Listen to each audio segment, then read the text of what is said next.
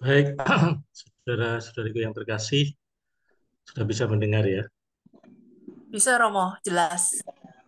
Ya, baik. Saya akan share screen.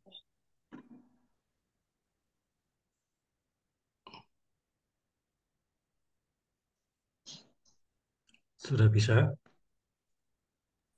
Bisa Romo masuk.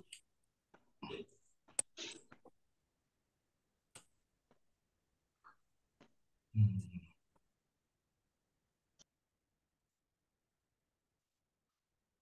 mana slideshow-nya ini? Sebentar. Hmm,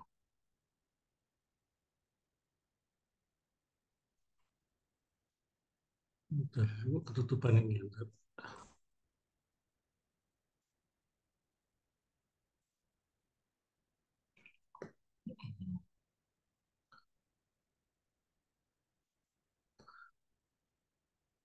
Sebentar ya.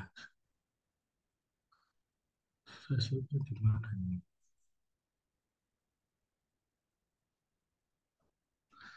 Ketutupan ini.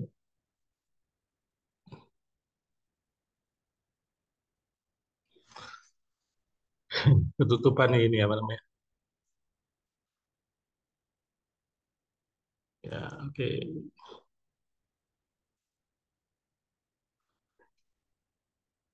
Hmm, Coba tekan F5 Romo. ya,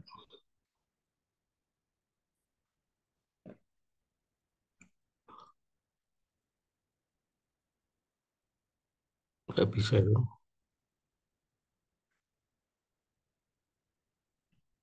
Oh ya, bisa. Sudah. FN. Sudah bisa ya? Baik, sudah Sudah bisa. Romo. Iya.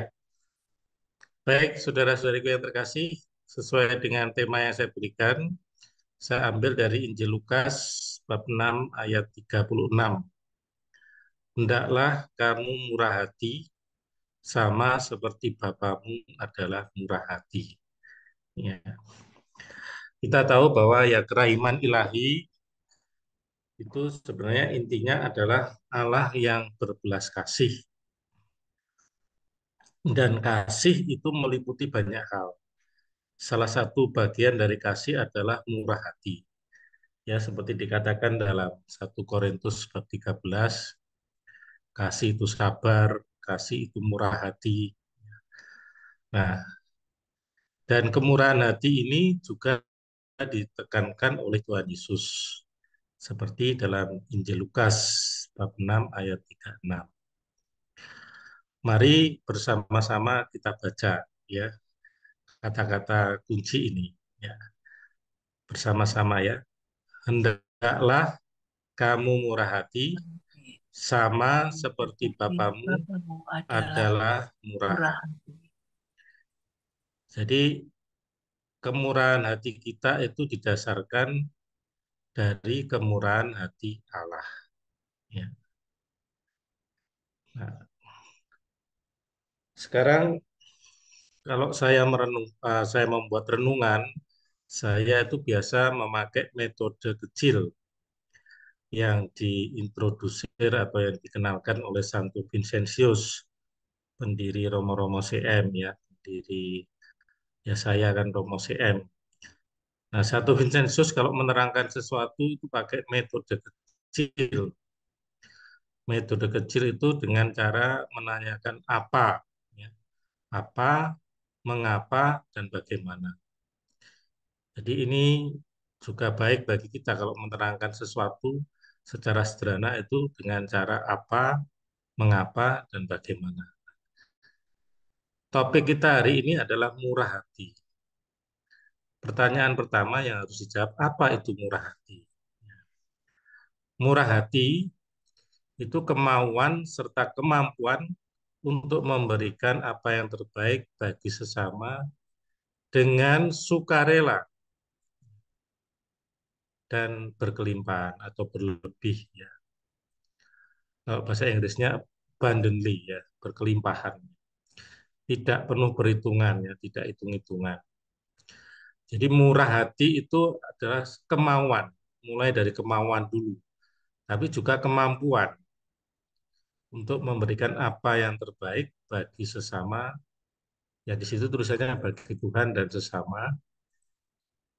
Ya, dengan sukarela dan berkelimpahan, tidak penuh perhitungan, tidak hitung-hitung.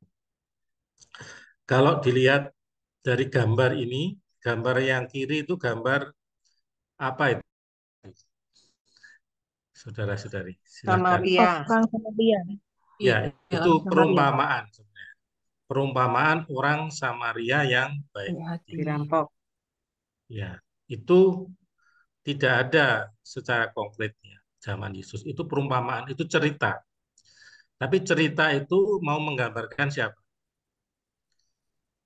Orang Samaria yang baik hati itu siapa? Yesus. Tuhan Yesus sendiri. Jadi Tuhan Yesus sebenarnya menceritakan ini itu sebenarnya mau menunjukkan dirinya. Dia adalah ya, seperti dalam cerita itu orang yang murah hati. Kemurahan hati orang Samaria ini yang baik hati itu ditunjukkan dengan cara apa? Dengan dia memberikan apa yang terbaik bagi orang yang dirampok dan setengah hidup ya, setengah hidup, setengah mati di pinggir jalan. Memberikan apa yang terbaik, apa yang dia berikan? Pertama-tama waktunya, lalu perhatiannya. Dia mungkin punya urusan lain, tentu dan pasti punya urusan lain lewat di jalan itu. Nah, dia terganggu. Kalau mau menolong kan berarti harus terganggu. Nah, ini dia mau berkorban, mau diganggu acaranya dengan cara ya, mendatangi orang itu. Itu kan sudah menyita waktunya.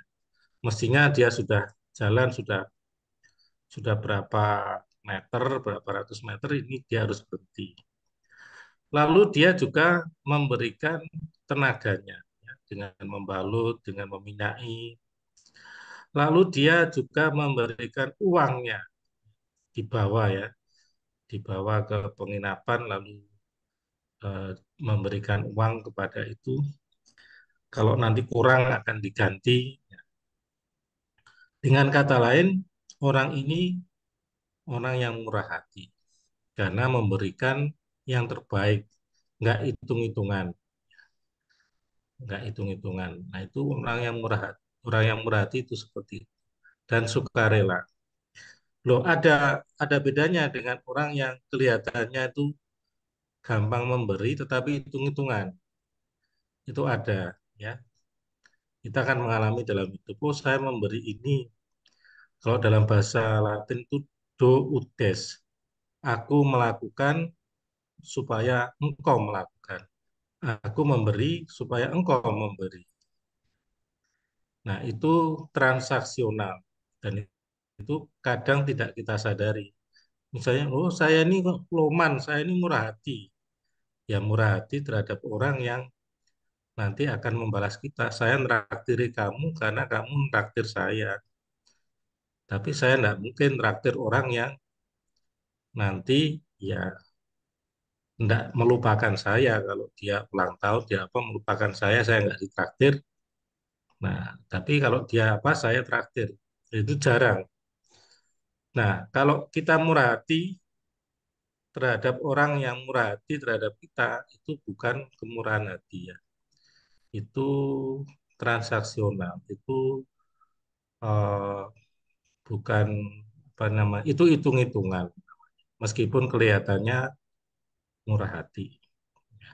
Lalu dengan sukarela. Sukarela itu artinya ada sukacita, tidak terpaksa, tidak mengeluh, dan berkelimpahan. Artinya berlebih apa yang diberikan. Ya. Sebenarnya seperti Samaria ini, kalau dia menolong saja lalu memberi obat saja, sebenarnya sudah cukup. Tapi dia ya memberi lebih dari yang dibutuhkan.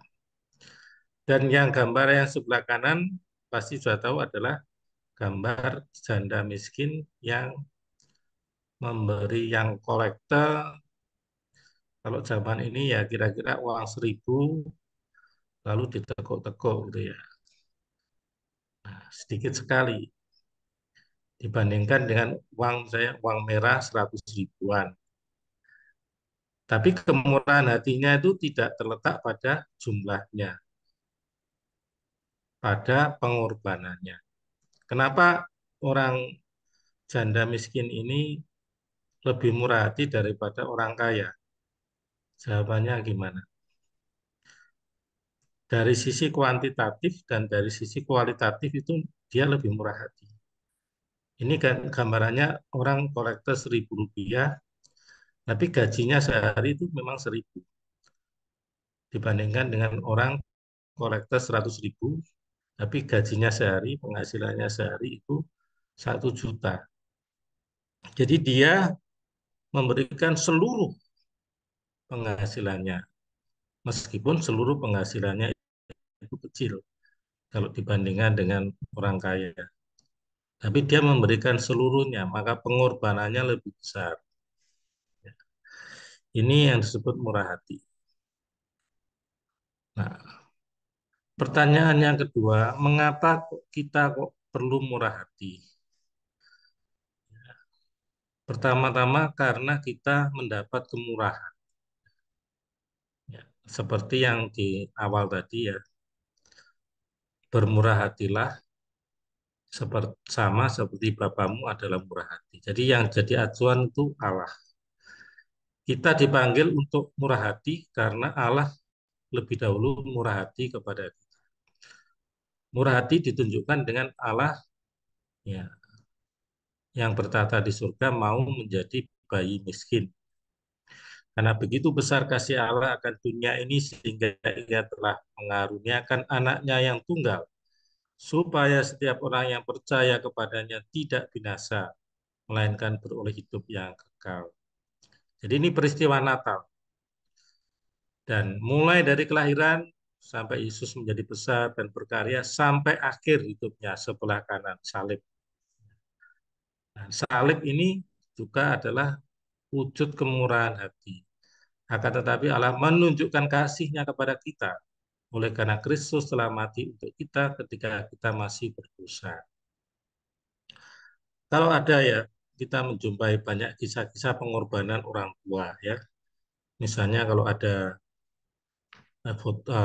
peristiwa-peristiwa yang menyentuh ya, ada gempa bumi, ada seorang ibu ya yang kemudian merangkul melindungi anaknya dari bangunan yang ambrol gitu ya, sehingga dia mati tapi bayinya masih hidup. Nah, itu adalah peristiwa yang heroik, peristiwa kasih yang luar biasa seorang ibu terhadap anaknya. Tetapi itu masih ada alasan. Kenapa ibu itu mau berkorban? Karena itu anaknya. Ya. Kalau misalnya ibu itu melindungi ya tetangganya, ibu yang lain yang nyinyir ya, yang suka ngosip, lalu ada bencana, lalu dia tiba-tiba merangkul, lalu melindungi, lalu dia yang mati, itulah yang terjadi pada Yesus. Jadi Yesus itu mati bagi orang-orang yang berdosa, bagi orang-orang yang membenci dia. Jadi Yesus itu kasihnya jauh lebih hebat daripada seorang ibu ya yang mengasihi bayinya. Kalau seorang ibu mengasihi bayinya, kita masih bisa menerima itu ya, namanya bayinya sendiri, anaknya sendiri. Tetapi kalau seorang ibu mengasihi tetangganya, seorang ibu yang lain yang tiap hari nyinyir, tiap hari mengganggu dia, tiap hari membenci dia, ya memfitnah dia, nah itu baru luar biasa. Jadi inilah menunjukkan kemurahan hati. Karena Allah itu murah hati ditunjukkan dalam pengorbanannya yang tidak hitung-hitungan. Kalau hitung-hitungan, Yesus hanya berkorban bagi orang-orang yang mencintai dia. Nah, murah hati itu juga bagian dari kasih. Seperti dikatakan dalam 1 Korintus, kasih itu murah hati. Jadi kalau orang itu murah hati, ya berarti orang itu mengasihi, ada kasih dalam dirinya. Kalau orang tidak punya kasih, ya dia akan pelit, akan hitung-hitungan. hitung-hitung dulu, saya untung berapa saya memberi kamu. Saya nolong kamu, saya dapat untung apa. Nah, itu orang tidak punya kasih ya. Dia hanya hidupnya hanya jual beli saja. Saya memberi, saya juga berharap saya menerima sesuatu. Nah, sekarang pertanyaan yang terakhir, bagaimana kita menjadi manusia yang murah hati? Pertama-tama, saudara-saudari, kita harus punya pengalaman dikasih, pengalaman mendapat kemurahan hati. Orang kalau nggak pernah dikasihi, orang nggak pernah mengalami kebaikan, dia sulit sekali berbuat baik, karena nggak punya pengalaman. Ya. Jadi misalnya kalau saya di masa kecil itu pengalamannya digebukin, ya, dipukulin sama bapak saya, dicubit sama ibu saya, dipisui, ya. Maka saya tumbuh dalam kekerasan, saya tumbuh dalam kebencian. Maka saya akan sulit sekali untuk ya berbuat baik terhadap adik-adik saya, teman-teman saya. Kenapa? Karena saya nggak mengalami kebaikan. Ya. Makanya orang-orang yang berada dalam peperangan itu anak-anaknya berbahaya. Ya, kalau tidak trauma, ya dia menjadi orang yang benci dan nanti dilampiaskan. Jadi orang yang balas dendam. Oh, dulu bapak ibu saya kena bom. Nah, saya sekarang menjadi orang yang membunuh ya musuh-musuh saya. Jadi dendam karena dia mengalami pengalaman disakiti. Maka saudara-saudari penting sekali dalam hidup sehari-hari tidak hanya berdoa, tapi kita juga punya pengalaman. Saya ini punya pengalaman dikasih Tuhan. Memang pengalaman dikasih Tuhan itu tidak langsung dari Tuhan sendiri, tetapi melalui orang-orang di sekitar kita. Jadi kalau kita tidak hanya merenungkan, oh Yesus itu baik, Yesus baik, tapi harus kita rasakan Yesus itu baiknya dari mana. Yesus baiknya ya karena anak saya hidupnya baik, suami saya, istri saya hidupnya baik, dan itu membuat saya bahagia. Jadi pengalaman dikasih, pengalaman mendapat kemurahan hati. Kalau orang sudah punya pengalaman, dia dipanggil untuk bersyukur. Ya, bersyukur atas segala hal. Orang yang tidak bisa bersyukur nggak mungkin murah hati. Karena dia selalu mengeluh dalam hidupnya kurang-kurang ya, kurang ini, kurang itu, ya mengeluh sana sini. Maka nggak mungkin orang yang seperti itu menjadi murah hati. Langkah berikutnya adalah empati, mencoba merasakan ya situasi orang lain. Kalau situasi orang lain itu sulit, saya membayangkan, oh, saya ya ada banyak film ya, saya memang sudah menyiapkan tapi mungkin waktunya tidak sempat. Nah itu misalnya ada orang bertemu mengemis di pinggir jalannya, ada film yang bagus. Lalu dia lewat begitu saja, tapi dia masuk ke supermarket. Lalu dia mau beli itu ingat ya tadi pengemis itu hanya perlu makan ya satu berapa ya 10.000 gitu ya kalau beli makanan di situ. Lalu kemudian anak itu membeli membeli makanan lalu balik lagi ke situ. Jadi dia merasakan gimana sih rasanya orang lapar ya. Lalu dia berbagi. Jadi empati, mencoba merasakan kesusahan orang lain. Dan langkah keempat berani berkorban untuk kebaikan sesama. Murah hati, tanda murah hati adalah ada sesuatu yang dikorbankan.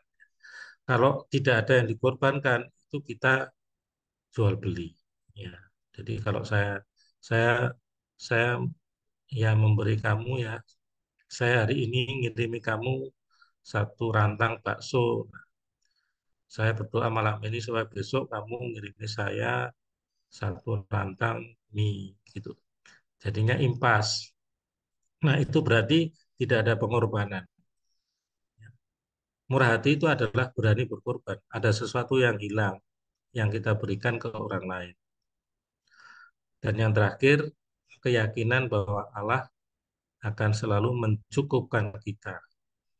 Allah itu membalas kita dengan cara yang tidak seperti yang kita harapkan atau pikirkan. Seringkali melingkar. Ya pengalaman saya, misalnya saya nolong orang, saya nggak pernah berpikir bahwa orang itu akan membalas saya. Saya nggak pernah berpikir. Karena saya buktikan ya, saya catati gitu, saya nolong 100 orang, gitu ya. Saya membantu anak itu 100 anak dengan beasiswa. Yang ingat saya hanya satu. Tetapi kemudian saya mengalami kebaikan Tuhan itu ribuan kali di tempat di mana saya nggak pernah nolong orang itu. Jadi muter, saya nolong A, tapi yang nolong saya itu B. Ya. Saya nolong B, yang balas saya bukan B tapi C. Jadi Allah itu akan selalu mencukupkan kita. Dan terakhir, bentuk kemurahan hati adalah ya paling sederhana itu tersenyum. Ya, kita menjadi orang-orang yang gampang tersenyum, ya, apresiatif, itu menghargai, ya, suportif. Apresiatif itu gampang menghargai. Oh, kamu bagus ya, terima kasih ya atas ini. Oh, ini bajumu kok baik. Ya. Apa namanya ini? Kamu nyanyinya kok bagus ya. Kamu mimpinnya bagus. Orang yang gampang apresiatif itu orang yang murah hati. Kadang-kadang orang itu pelit memberi pujian itu karena dia sendiri nggak pernah dipuji. Dia sendiri dicela. Oh, kok enak memuji orang lain, saya nggak pernah dipuji. Nah, kembali lagi ke sana tadi. Orang yang nggak punya pengalaman dihargai ya akan sulit menghargai orang lain. Lalu mengampuni. Tanda kemurahan hati itu orang yang gampang mengampuni. Orang yang gampang dendam itu berarti orang yang nggak murah hati. Seperti Yesus itu kemurahan hatinya ditunjukkan dalam pengampunan. Berderma ini yang banyak dilihat orang ya. Orang yang banyak berderma itu yang murah hati. Tapi sebenarnya tidak hanya itu ya. Tadi ya, sikap saja itu sudah menunjukkan kemurahan hati ya. Lalu memberi, ini yang konkret saya memberi beasiswa. Kunjungan, ya. Kunjungan itu bentuk kemurahan hati. Kunjungan orang sakit, kunjungan orang stres, ya. Kunjungan orang di penjara, menemani, mendengarkan. Banyak orang-orang sekarang itu kan tidak punya teman, lalu ditinggalkan ya. Banyak di kota-kota terutama. Ditinggalkan anaknya, menantunya, lalu hidup sendiri. Nah, orang-orang ini sangat senang kalau dikunjungi dan didengarkan. Dan yang terakhir, mendoakan. Hal sederhana yang bisa kita lakukan adalah berdoa, terutama ya kelompok devosan kerahiman ilahi. Nah, ini saudara-saudariku yang terkasih, yang ya apa yang bisa saya sampaikan dengan skema ya apa, mengapa, dan bagaimana kita menjadi orang yang murah hati. Ya,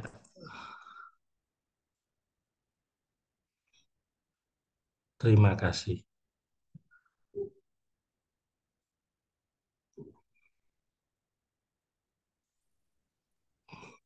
Terima Baik, kasih, Romo, ya, untuk renungannya pada hari ini tentang kemurahan hati. Terima kasih sudah mengingatkan para devosan yang hadir di sini untuk selalu bermurah hati seperti Bapa adalah murah hati. Romo, kami akan melanjutkan dengan doa penutup dan berkat dari Romo. Silahkan, Romo. doa penutupnya siapa saya? Dari Romo. Ya, dalam nama Bapa dan Putra dan Roh Kudus. Amin. Amin. Allah Bapa yang Maha Kasih, kami sungguh bersyukur kepadamu atas kehidupan yang boleh kami jalani. Kami kau beri kesempatan untuk menghirup udara, untuk bernafas, untuk bekerja, untuk berdoa, untuk melayani, untuk masih bisa bertemu dengan keluarga kami, bertemu dengan orang-orang yang kami cintai. Tuhan, betapa baiknya Engkau yang memberikan kami banyak rahmat. Kami juga mendapat berlimpah kemurahan hatimu dalam segala pemeliharaanmu yang kami alami.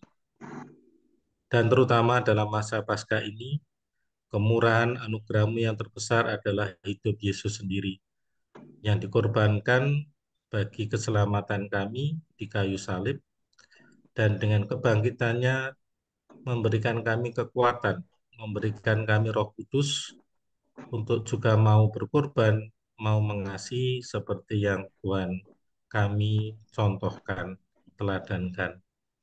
Tuhan berkatilah kami semua, kami mohon kemurahan hati-Mu, berilah kami kesehatan yang baik, sukacita dalam hidup berkeluarga, dalam hidup berkomunitas, kebahagiaan dalam melayani, dan juga kerelaan dalam berbagi. Hidup kami yang penuh kelimpahan ini, semoga kami bagikan dengan sukacita, dengan sukarela, melalui kehadiran kami, kunjungan kami, doa-doa kami, kata-kata kami yang mendukung kami menghindari segala bentuk fitnah, segala bentuk celaan, segala bentuk gosip, tetapi kami membangun hidup komunitas yang baik dengan memberi dorongan, memberi penghiburan kepada orang-orang yang patah semangat, dan memberi nasihat kepada orang-orang yang bimbang. Tuhan, berkatilah hidup kami, supaya kami juga selalu memberkati orang lain melalui segala yang Kau berikan kepada kami. Tanta Faustina, doa kami. Tuhan bersamamu dan bersama rohmu. kita semua, keluarga kita dan komunitas kita, paguyuban Keraiman Ilahi senantiasa dibimbing, dilindungi dan diberkati oleh Allah yang Maha Kasih, Bapa dan Putra dan Roh Kudus. Amin. Amin. Ya, Terima kasih Terima kasih, Romo. Romo. Ada sama-sama. beberapa pengumuman Ya. dari PDK.